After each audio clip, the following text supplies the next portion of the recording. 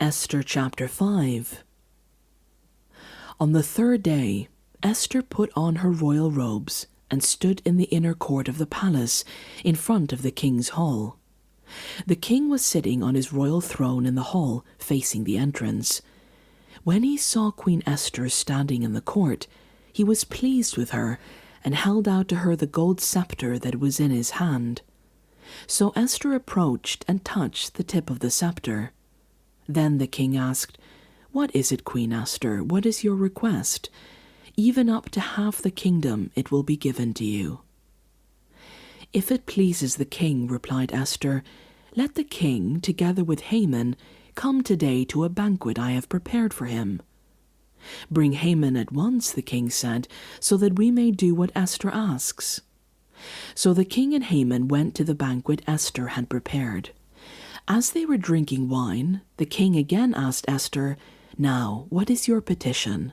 It will be given to you. And what is your request? Even up to half the kingdom it will be granted."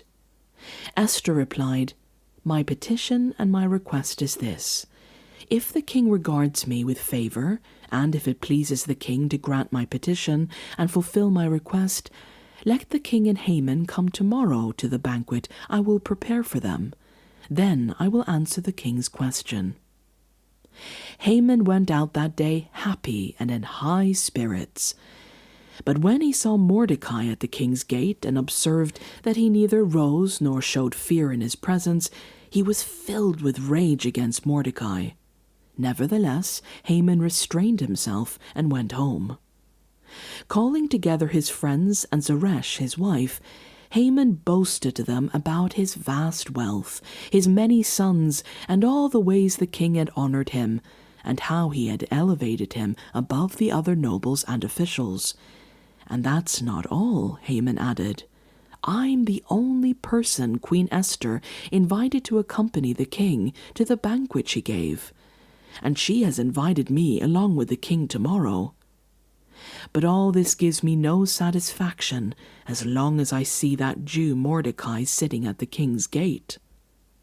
His wife Zeresh and all his friends said to him, "Have a pole set up, reaching to the height of 50 cubits, and ask the king in the morning to have Mordecai impaled on it. Then go with the king to the banquet and enjoy yourself." This suggestion delighted Haman, and he had the pole set up.